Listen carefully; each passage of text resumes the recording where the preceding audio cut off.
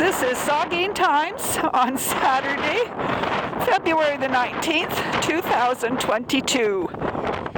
And we are down at Port Elgin Beach. Oh my! It's very cold. Well, relatively.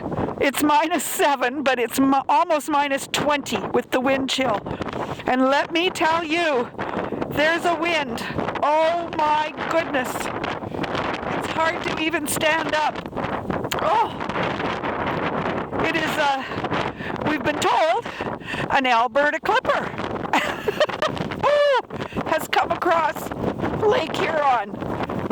Oh my goodness. Oh, I'm getting sandblasted with the snow, actually. Oh dear. We'll swing around here, see what we can see. Blowing snow. Of course. Once again, this is Saugeen Times, and we are out capturing your weather. Oh my goodness, took my breath away because there's lots of weather to capture.